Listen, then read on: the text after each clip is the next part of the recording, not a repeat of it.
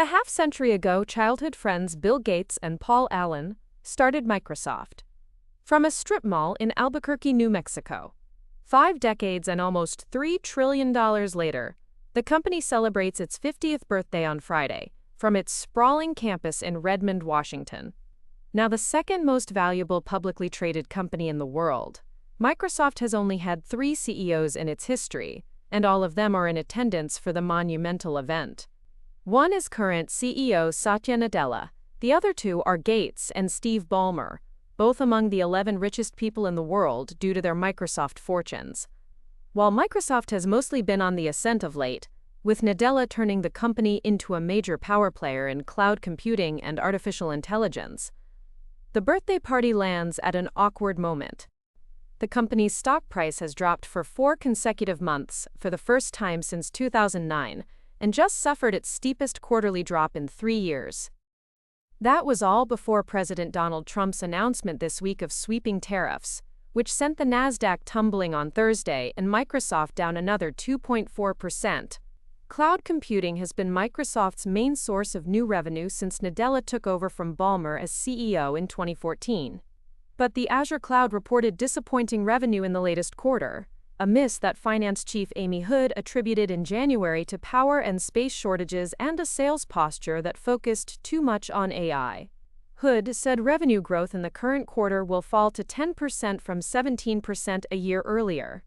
Nadella said management is refining sales incentives to maximize revenue from traditional workloads, while positioning the company to benefit from the ongoing AI boom.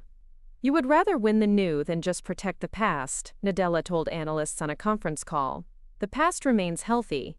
Microsoft still generates around 1/5 of its roughly $262 billion in annual revenue from productivity software, mostly from commercial clients. Windows makes up around 10% of sales.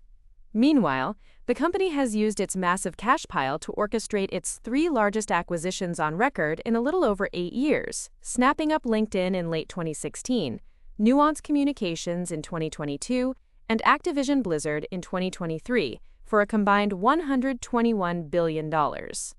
Microsoft has figured out how to stay ahead of the curve, and 50 years later, this is a company that can still be on the forefront of technology innovation, said Soma Somasagar, a former Microsoft executive who now invests in startups at venture firm Madrona. That's a commendable place for the company to be in. When Somasagar gave up his corporate vice president position at Microsoft in 2015, the company was fresh off a $7.6 billion write-down from Ballmer's ill-timed purchase of Nokia's devices and services business. Microsoft is now in a historic phase of investment.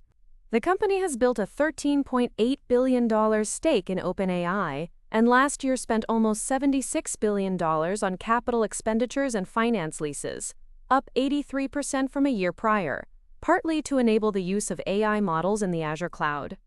In January, Nadella said Microsoft has $13 billion in annualized AI revenue, more even than OpenAI, which just closed a financing round valuing the company at $300 billion. Microsoft's spending spree has constrained free cash flow growth. Guggenheim analysts wrote in a note after the company's earnings report in January, "You just have to believe in the future." Of the 35 Microsoft analysts tracked by FactSet, 32 recommend buying the stock, which has appreciated tenfold since Nadella became CEO. Azure has become a fearsome threat to Amazon Web Services, which pioneered the cloud market in the 2000s, and startups as well as enterprises are flocking to its cloud technology.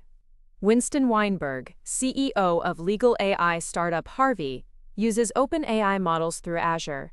Weinberg lauded Nadella's focus on customers of all sizes. "Satya has literally responded to emails within 15 minutes of us having a technical problem, and he'll route it to the right person," Weinberg said. Still, technology is moving at an increasingly rapid pace, and Microsoft's ability to stay on top is far from guaranteed.